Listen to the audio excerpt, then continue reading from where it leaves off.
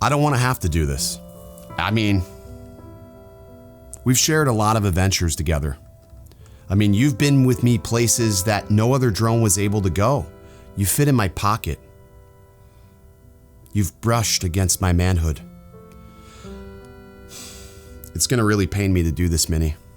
It's really gonna pain me to do this, but I have to put you down. Something better has come along, and I don't want somebody else to be equally as disappointed with your performance as I was.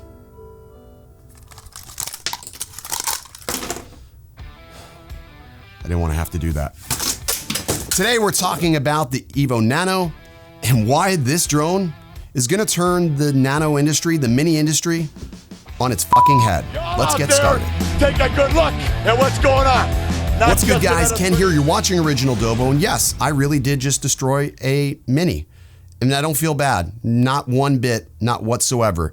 The mini's been a great drone, but it really lacked some of that pro couth that I've always wanted in a drone. I've always wanted a drone that could fit in my pocket, but didn't make me feel like I was compromising on quality as far as video and photos go. And with the official specifications and pricing from Autel, I think it's safe to say that the Nano is going to be my next go-to travel drone. So with that being said, let's go ahead and jump into some of the specifications and talk about all the funness of the Nano Lite and the Nano Plus. Let's go ahead and get started. So the Nano comes in now 4 different colors. We have blazing red, Arctic white, deep space gray, and classic orange. I like it. I like that Autel's including additional colors. It just makes this all the more fun. And that's what this drone is for, fun and travel. The cameras that ship with the Nano Plus and the Nano are going to be 2 different cameras, but they're marginally different cameras. They're not going to be substantially better than one another, but just marginally different. So you have a little bit larger than a compact sensor on the Nano Plus. The sensor size is 1/1.28 inches. I'll throw up a sensor chart here so you can see the difference between the 2 sensor sizes if you're interested in that type of thing, if you're a spec junkie. The aperture is an f1.9, so it should do slightly better in low light than that of the Mini and that of the Nano. The Nano is going to ship with a 48 megapixel, half-inch sensor, good for 4K. That's a 2.8 inch aperture. Again, there's no adjustable aperture on either one of these, so if you're hoping for that, sorry, you're not gonna find that. You're also not going to find that 4-axis gimbal that was located on the Lite series. So if you know anything about the Lite series, you know that Autel is reintroducing a 4-axis gimbal, which is going to allow you to take advantage of portrait video and vertical photo and video, which is becoming really popular nowadays. The drones are going to support Active Track or whatever their version of Active Track would be. This was something, again, I was missing from the Mini series. I really wanted Active Track. I wanted to be able to take it out, hop on my one wheel and have the drone track me. You couldn't do that with the Mini. And now you can do that with this little Nano, which is really great. Now, Autel's Active Track has always been sort of hit or miss, but it's still better than nothing. And the fact that we are getting obstacle avoidance in the front of this drone is pretty impressive. But make no mistake, they are not the first 249-gram drone with obstacle avoidance. Hubsan has tried, but honestly has failed miserably. I don't know why anybody would stop buying Hubsan shit.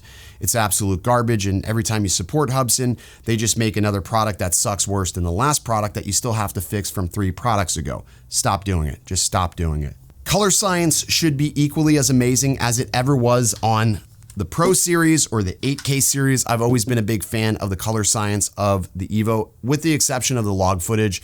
Was never really a fan of their log footage, but their colors just straight out of camera, just in the standard profiles, looked absolutely amazing. There was an immense amount of dynamic range, so I'd never had any complaints, and we can expect that similar quality on the Nano series as well. There's also a new controller. This new controller is going to present to us a whole new world of possibilities with similar range to the Lite series, along with resounding quality back down to the RC. We can expect a better performance than what we've seen on the Mini, with the exception of the Mini 2, because OcuSync is really good, but it was still hit or miss on the Mini. But I think we're gonna see better range and overall clarity back down to the RC.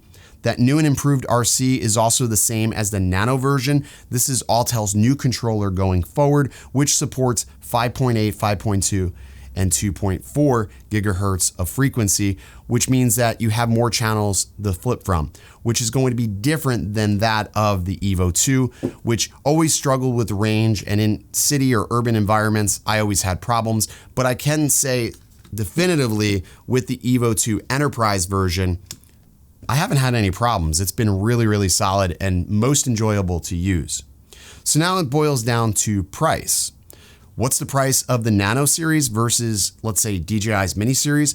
Well, you're getting much more for the package, and you're looking at $649 for the Nano. Sorry, could you say that again? No, I can't. Just stop talking to me. You're looking at $649 for the Nano series, and you're looking at $799 for the Nano Plus. So you got to really decide, is that $150 or so worth it to go with the better camera? It might be. But for those of you that were looking for that pro grade camera in a smaller size, smaller than the Air 2S, this is it. And at 249 grams, that's pretty impressive. Now keep in mind, if you're somebody who's 107, you'll still have to register this regardless. I'm almost out of breath here, holy shit. But all in all, I'm really, really excited about this. We have bottom obstacle avoidance, front obstacle avoidance, and rear obstacle avoidance on the Nano series, which makes this a pretty damn capable drone. And if that's not enough for you, you have up to 28 minutes of flight time on the Nano. You're probably gonna get about 25 to 26 minutes. I'm super stoked for this. I can't wait to share things with you all about the Nano series. And I think we're just gonna have to unbox one of every color when we are allowed to. All right, that's gonna do it. If you guys are interested, we will have these up for order very, very soon. Although I would say that Autel's gonna have to get these available before the 15th, because if they wait too long, they're gonna butt up against DJI's release of the Mavic 3, and they could contend with returns or cancellations of orders depending on what DJI says with the Mavic 3. But I think that the Nano series just appeals to an entirely different audience, an audience that wanted more out of the Mini but didn't get it, not worth waiting, and wants something that has no restrictions, no geofencing, no nanny bullshit, and is just a much better quality if you ask me. All right, that's gonna do it. If you like the video, be sure to drop it a like, subscribe if you haven't, do all those things that you normally would do that you never do. I'll see you in the next video. I'm out of breath and